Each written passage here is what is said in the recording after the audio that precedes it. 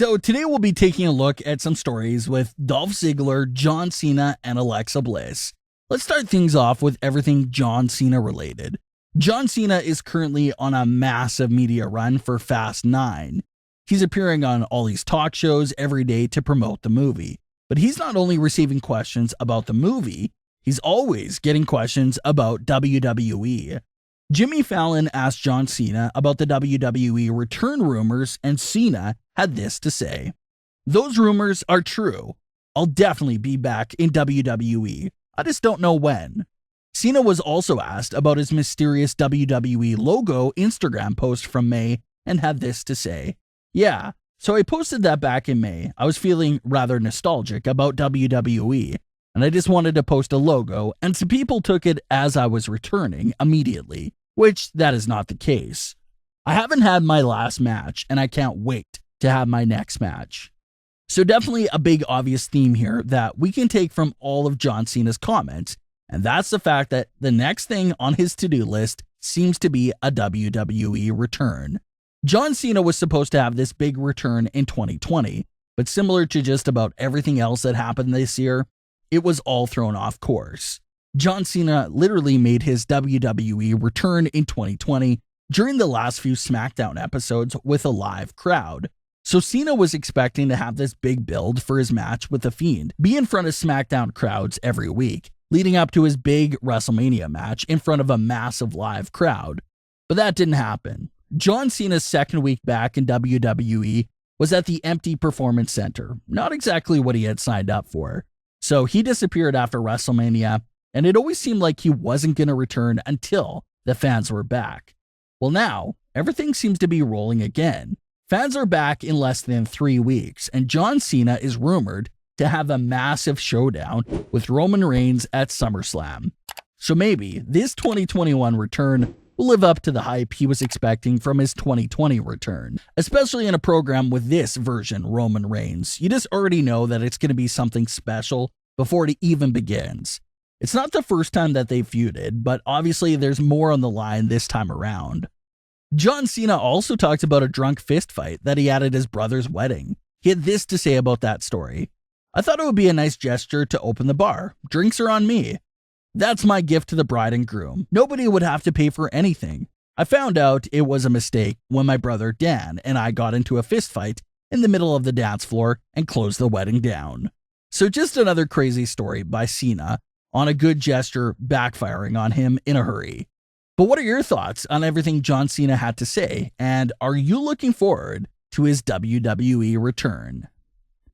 So let's get into this response from Alexa Bliss on all the negative feedback her character has been receiving lately. It's a popular topic that we've been talking about a lot lately, and that's the fact that a large amount of fans are just pretty much hating everything that's presented to them. They either hate it right off the bat, or they turn on something over time. We've seen it a lot lately, mostly with Drew McIntyre and with the duo of Alexa Bliss and Bray Wyatt. Drew McIntyre was this hero in 2020, but in current day, some fans are already complaining about him being in the title picture too much, and that he has to get out of the WWE title picture. Again, that's not his character's fault. The issue comes down to usage and booking. Drew McIntyre's usage in recent months sort of made him come off as this self-entitled, whiny challenger that always wanted another title shot, despite him losing a numerous amount of times. So that's not the character's fault for the fans turning on him, but it was just the usage. Same sort of thing applies with The Fiend and Alexa Bliss. Have some of the things been a bit questionable? They sure have. Lily was a completely useless addition, and segments like the backstage one with Shayna Baszler and Lily also turned out to be completely meaningless and a waste of time, so all of that is true. But for the fans to attack Alexa Bliss, the character, is a bit ridiculous. Like Liv Morgan said recently, Alexa's character is something dark, creative, out of the ordinary, and it's inspiring other superstars backstage. People trash this great version of Alexa Bliss and want the goddess version of Alexa Bliss back. So let's talk about it. What was the goddess version of Alexa Bliss doing in 2019 and early 2020? There was basically no character there at all. Alexa was great, but the character itself was bland. and had nothing going on besides a tag team with Nikki Cross. So the fact that people prefer a bland Alexa Bliss over this version of Alexa Bliss, where there's more possibilities and intriguing elements going on, is pretty mind-blowing to think about. Alexa Bliss even responded to the negative fans on Twitter and had this to say: "They can say what they want, but I'm actually having fun." This has been something Alexa has talked about since joining Bray Wyatt. She has said that it's the most fun she's ever had in WWE. So it's not like the superstars behind the character is miserable and wants this to end. It's some of the fans that have fully given up on the character. Alexa Bliss, the character, still has a lot of potential right now, but the only thing she's missing is a proper story and narrative. She's part of the Money in the Bank ladder match, so we may not see her start anything without anyone for the next few weeks here, but hopefully she has a big program at SummerSlam this year. Like Bayley even said about feuding with a new Alexa Bliss, you don't want to copy anything that Bray Wyatt already did, so you do want to keep it as unique as possible. But at the same time, you don't want to take it too far with things like the doll, like the mind control thing and all that. Just something that's a bit more realistic, but still fits the character overall and makes them stand out. Maybe something with Rhea Ripley, Nia Jax, or someone like Charlotte would be perfect for SummerSlam. Alexa has history with all three of them, so you already have some backstory to build off of there. So we'll see what's coming up for Alexa Bliss. So when you think of power couples in WWE's history, you may think of Stephanie and Triple H, Randy Savage and Elizabeth, Edge and Lita, and other couples like that. But one of the more underrated couples that had a great time together was Dolph Ziggler and AJ Lee. Their chemistry was just unmatched and had fans legitimately questioning if they were in fact a real couple. AJ even mentioned a few lines in her book about someone backstage that she thought she had something special with, but they were off doing and worrying about other things.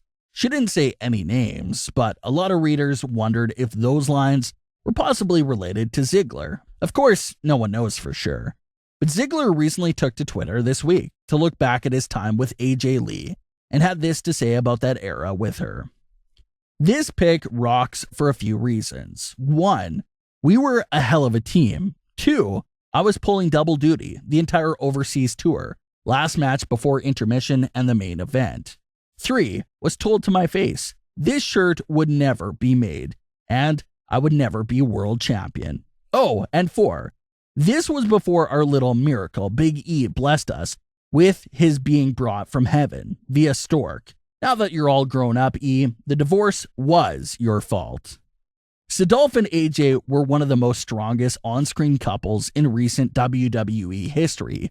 Like Dolph even joked about there, Big E joined them later on and was sort of like a son for Dolph and AJ, but Dolph blames Big E for his breakup with AJ.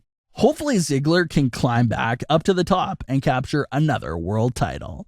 But what are your thoughts on today's stories? Leave your comments, don't forget to subscribe, and leave a like if you enjoyed. Thanks for watching, guys.